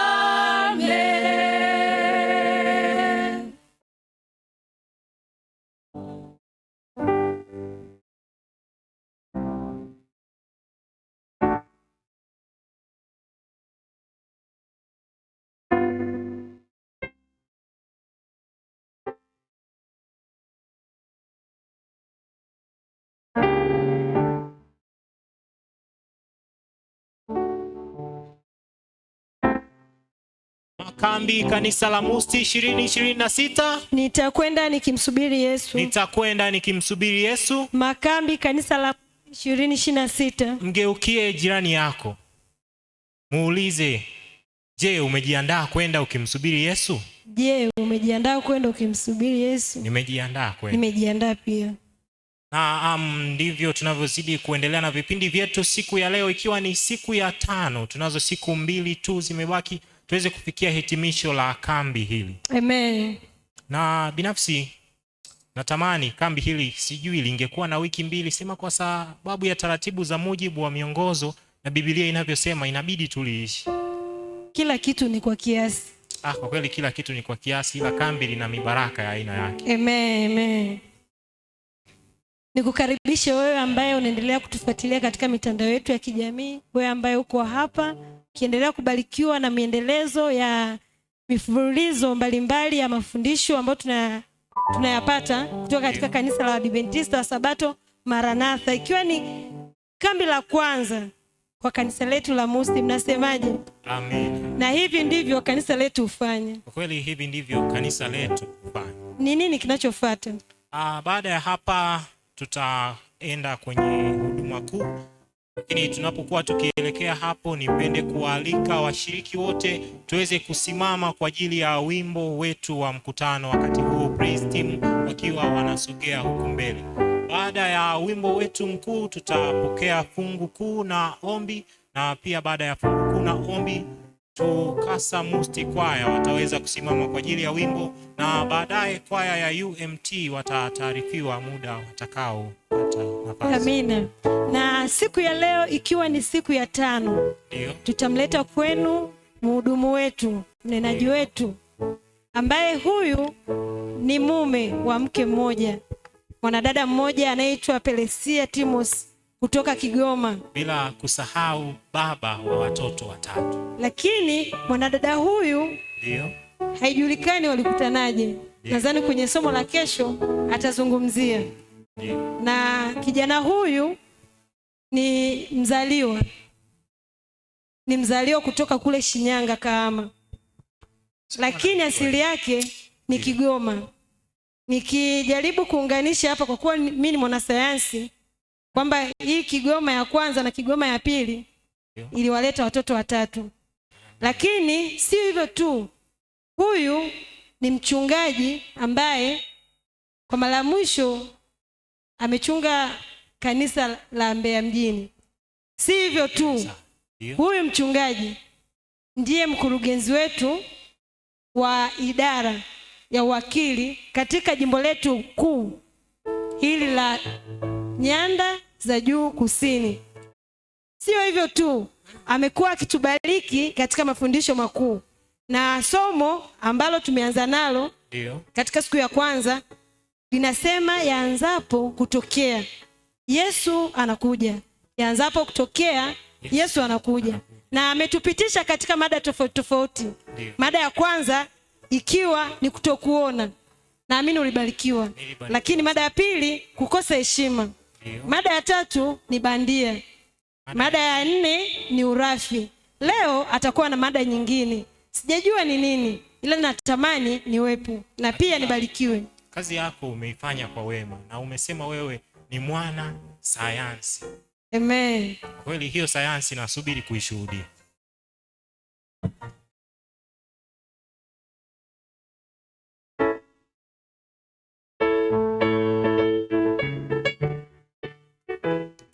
Tasimama na wala mstari mmoja.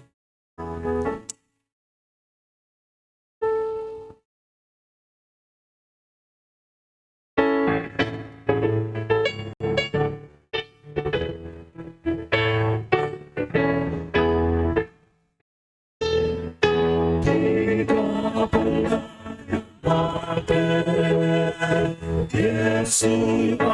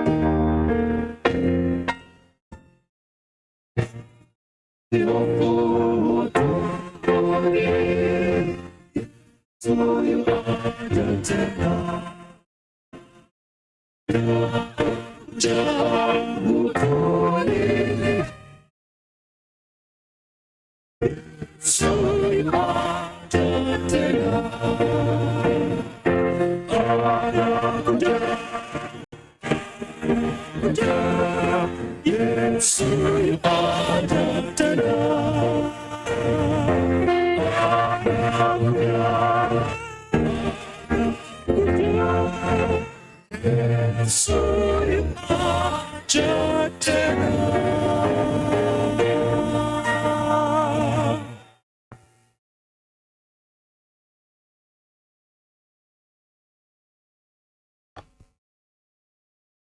Bwana ni mwema.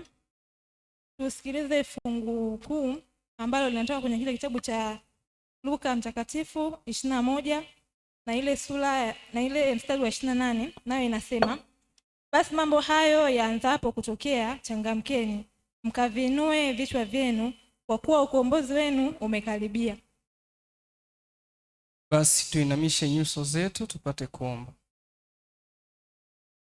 Baba yetu na Mungu wetu ketie mahali pasiri juu mbinguni, litukuzwe jina lako jioni ya leo, kwa sababu umekubali tuje katika ibada hii. Tunakusihi Mungu wetu wa mbinguni, pokea ibada hii ya leo sawa sawa na mapenzi yako. Kila mmoja aliyeko mahali hapa, aliyekuja kutafuta uso wako, Bwana tuwezeshe sasa tukauone utukufu wako, na tutakapokuwa tumeuona utukufu wako, ukadhihirike katika maisha yetu siku zote tunapoenenda kwa jinsi ambavyo wewe umetutaka tuenende kwayo. Asante Bwana kwa kuwa ibada hii imepata kibali machoni pako, na kila mmoja aliyefika mahali hapa, hata tutakapokuja na matoleo yetu na mioyo yetu, Bwana ipokea ibada ya leo. Asante kwa kuwa ibada hii umeikubali, na maombi yote yaliyoombwa na watoto wako umeyatenda tayari. Asante kwa kuwa tumeomba kwa imani ya kuwa tumeyapokea yaliyo mapenzi yako. Ndivyo tuombavyo kwa jina la Yesu. Amina. Bwana sikia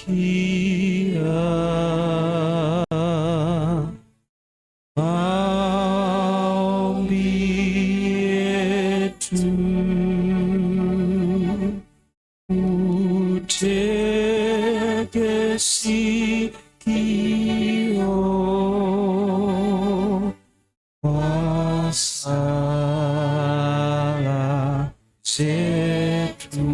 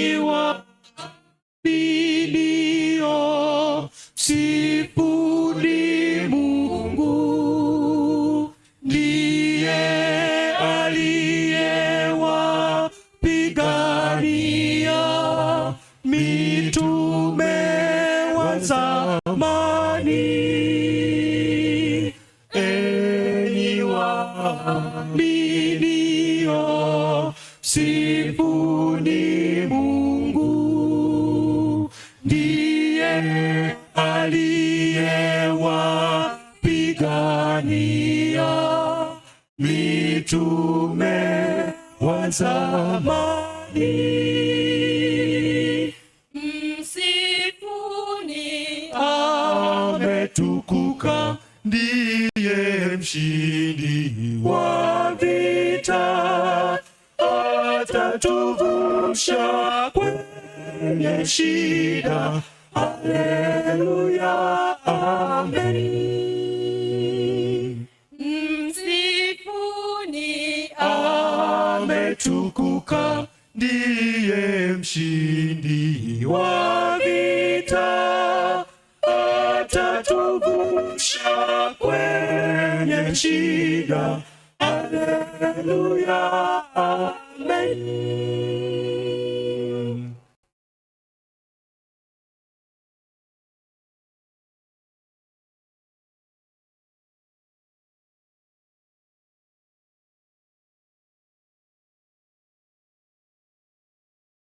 El Shaddai,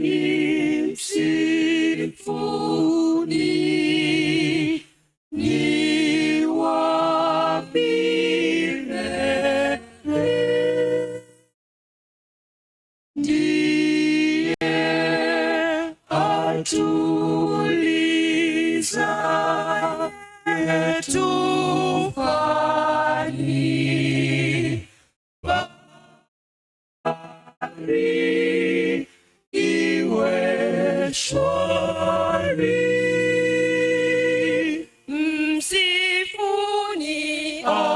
Ametukuka, ndiye mshindi wa vita, atatuvusha kwenye shida.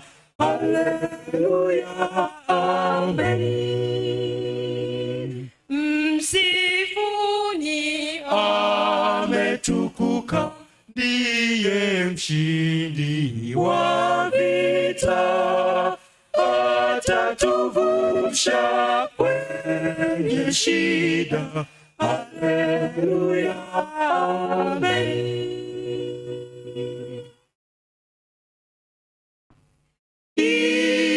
Imanueli, Mkombozi alifufuka, akashinda kifo cha msalaba, ni mtawala wetu. msifuni, Ametukuka, ndiye mshindi wa vita, atatuvusha kwenye shida. Haleluya, amen. msifuni, Ametukuka, ndiye mshindi wa vita, atatuvusha kwenye shida. Haleluya, amen.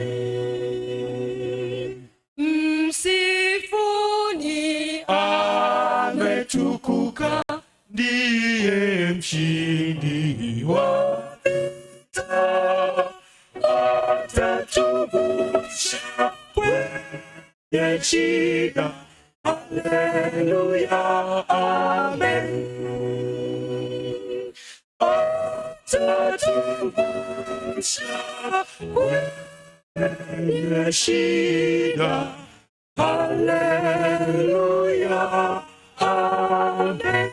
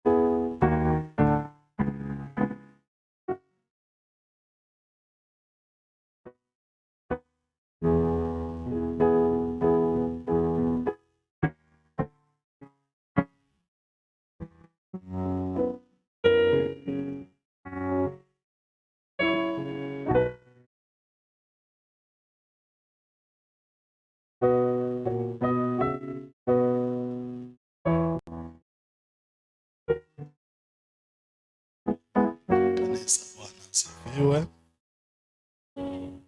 Sifu Yesu Kristo. Wameshinda. Rahmatullahi wa barakatuh. Makambi 2026 Musti.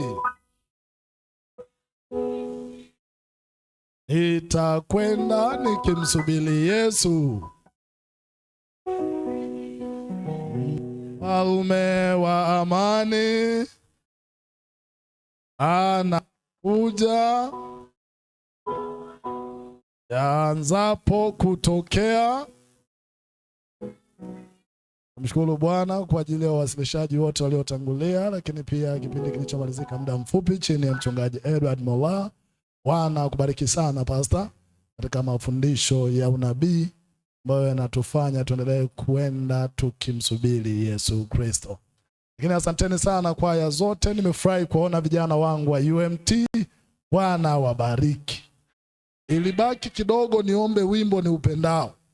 Baki kidogo. Hawa nimewachunga, nimewalea nikiwa pale Mbeya mjini nyakati hizo. Baada ya Mbeya mjini nilienda Njombe.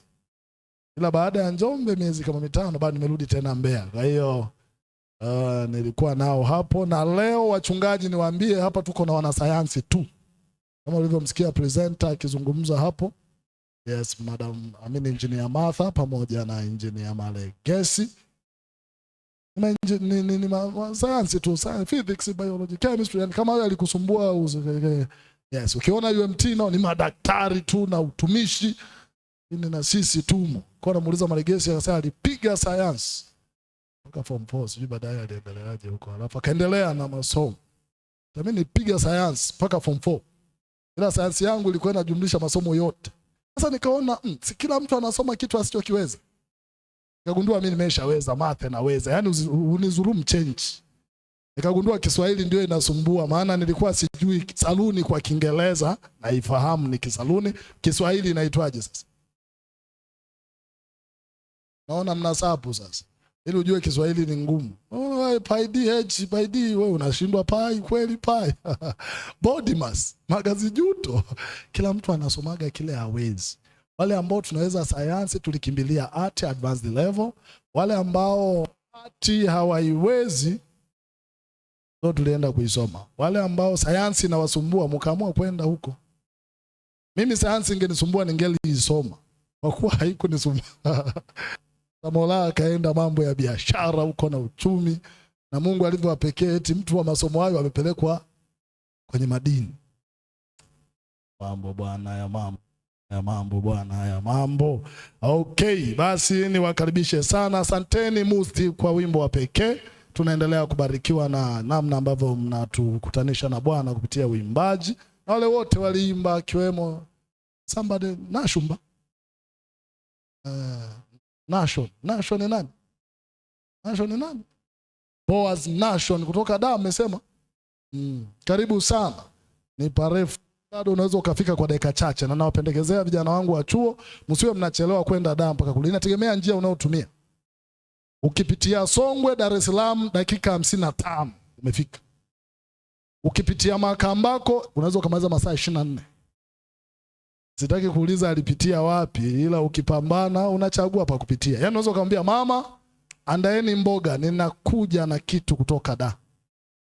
Sisi unajua anajiandaa na safari, kesho kutwa nitafika huko. Unatokea wapi wewe? Hata Mwanza ni siku hiyo unafika, tena sio siku nzima. Inategemea tu unatumia usafiri gani, lakini inalipa ukitaka utalii. Safari pitia Makambako hivi unaenda taratibu. Shuka jamani, chimba dawa na hivyo. Kuna maeneo utasikia neno chimba dawa, unakuwa isubiria haipo, unajiongeza tu wewe unaenda sehemu fulani hivyo. Ambacho waki kinanisikitisha tu humo ni pale wanapoanza kusema ikitokea imesumbua. Hayo matangazo sio mazuri. Mtoto bado mdogo. Alafu ikisumbua ili iweje? Asanteni wageni mliotufikia na wenyeji wetu wa hapa Maranatha. Leo tena kwa heshima ya wageni wetu, tafadhali kama ulialika mgeni, wewe kwanza punga mkono. Sijasema kama alikuja mgeni. Elewa, follow instruction please. Kama ulialika mgeni punga mkono. Bwana akubariki sana. Ambao hujaalika kabisa hujachelewa, mpaka kesho bado tuko hapa, hata Sabato tupo. Lakini pia wale walialika na mgeni akaitika na amekuja, simama na mgeni pia. Simama na mgeni na uje naye tukuzawadie. Wainjilisti, kuja na ile vitabu vyetu tafadhali, Pendo Lisilo Kifani ama chochote mlicho nacho, tunapendekeza Pendo Lisilo Kifani, tunapendekeza hiyo na nimekiona. Mje rafiki zangu, ikiwa kuna mgeni amefika leo na yeye si UMT sio wageni.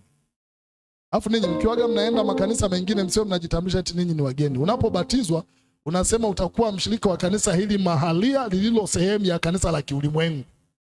Alafu unasema wewe ni mgeni ukienda Kahama kutokea Mbeya, wewe ni mgeni wapi? Na unaandika na kutujazia vitabu. Wewe sio mgeni. Wewe sio mgeni, wewe ni mwenzetu. Efeso inasema tangu sasa ninyi sio wageni. Efeso 2 nadhani 19. Haya, wale wageni wa imani hii ndio ninaosema hao. Ndio maana UMT wao ni wenzetu, tena ni wanatukasa wenzetu. Naongelea wale ambao ndio leo wamekuja na si Adventista Msabato. Njoo na aliyekualika. Hata kama ulikuja mwenyewe, njoo tukuzawadie. Nyosha mkono ulipo nijue kama yupo ili nisipoteze muda hapo. Okay, kimya. Tunahama hapo, tunaenda kipengele kingine. Niwaombe msimame nyote, alafu nimuombe Pastor Mola tafadhali uje. Ya wageni imeishia hapo, nimuite Mola tusimame wote. Tunaenda kuomba ombi maalum kwa ajili ya mchungaji aliyetu host hapa, mchungaji Mwamboneke, mjukuu wake ambaye tumesalimiana naye dakika chache hapa. Hivi tunavyozungumza ameenda kuripoti polisi, haonekani mpaka wasaa. Vita si ndogo, pambano ni kubwa. Tunamwomba Bwana kwanza asiruhusu. Yaani kabla hata ya ombi naambiwa tayari kesi. Sasa tunaomba kushukuru. Maana kwa dakika za mwisho ilikuwa yuko polisi. Message ndivyo ilivyosomeka. Sasa ashukuriwe Bwana. Na kwa kweli tuliomba. Wale tuliomba wote, sio imetosha kutupa imani kwamba Mungu anajibu maombi. Na niwaambie, ili ukuze imani, jifunze, jizoeze kuomba mwenyewe, usisubiri kuombewa. 2. Hizi maiki kidogo nikisogea huku zina. Haya. Namba 2, anza kuombea mambo madogo madogo. Ninakuonya unayesubiri kuweka ishara ya kujua mwenzi sahihi na hujawahi kuomba siku yoyote na hujawahi kuona ishara siku yoyote, eti unaweka siku ya mwenzi. Baba atakayekaa kushoto itakula kwako mchana kweupe. Umeambiwa hapa na mchungaji, hata huwa anatenda miujiza. Anatokea unasema baba lile ombi usijibu leo, tuanze wiki ijayo. Ashakuja, chukua huyo. Chukua huyo. Mimi nimejifunza, nimekuwa nikiomba vitu vidogo vidogo na Bwana anatenda. Siku moja, nataka kabla pastor hajaomba nikupea kabisa. Siku moja niliomba, baba, siwezi kupata utatuzi wa hili jambo, nitatulia. Najua ilikuwa jambo gani? Kwa mara ya kwanza nilikuwa nimesafiri na mwenyekiti wa conference fulani. Nimekuwa na wenye viti karibu wa 4. Nilianza tu walikuwa 3, ilikuwa karibu na session, walikuwa wanabadilika wanaenda huko na karibu wenyekiti wa 4 wa 5, moja ya mwenyekiti. Nisafiri naye. Sasa ndio kambi la kwanza mimi nimeingia kwenye uchungaji. Niko na mwenyekiti tumefunga kambi, tunarudi ninakorudi. Alafu ndani tu nilikosea hesabu, sikujua utatoka muda gani, nikanywa maji. Sasa kumwambia mwenyekiti simamisha gari, wewe una heshima kweli mtu? Sasa baba tufanye, baba wa mbinguni, uliwahi nijibu mwaka fulani, leo utende. Hakikisha mwenyekiti dakika 5 anapatwa kilichonipata. Yeye atamwambia dereva simama, afu mimi ninapo. Ase Mungu anajibu hata madogo. Yaani ndani ya dakika 3 nikasikia wengine wanambia dereva ukiona eneo. Haleluya. Ile anashuka moyoni nasema mwenyekiti sio yako, ilikuwa yangu. Anza kuomba, baba anasikia. Yaani nilinipa imani kubwa sana kwamba baba anasikia. Hebu mshukuru Bwana jioni ya leo. Tufumbe macho tuombe. Baba yetu na muumbaji wetu, hatuna namna na wala hatuna jinsi ya kusema asante kwa hili ambalo tunaamini ni wewe uliyelifanya. Jina lako litukuzwe sana. Amen. Ni kweli umetenda mengi sana. Tusaidie Baba tuweze kujua kwa macho ya rohoni. Maana kama tumeshuhudia hili bila wasiwasi, tunaamini mtoto wako aliyeandika maombi kwa imani, naye utatenda sawa na mapenzi yako. Amen. Sasa Baba ukazidi kujitukuza kwa yote ambayo yako mbele yetu, hata yale ambayo kama wanadamu tumeshindwa, katende kwa utukufu wa jina lako. Amen. Katika jina la Yesu Kristo nakuomba. Amen. Amen. Amen. Asante sana. Tunakumbusha kuhusu vitabu, usisubiri jua lizame kununua kitabu. Na tunasihi viongozi wetu wa TUCASA, piteni kwa uongozi na viongozi wa kanisa pia, piteni kwa wainjilisti tujue kama liko deni kabla ya jua kuzama kesho. tukamilishe swala la vitabu, maana hatutasubiri jua lizame. Tutasubiri jua lizame. Nitaka kutoa zawadi kwa wageni, sijawaona, nimepostpone, kwa hiyo ninaendelea, lakini vile vitabu tutaendelea kuchukua hata kesho kabla ya jua kuzama, maana tunafanya kabla ya Sabato. Somo letu la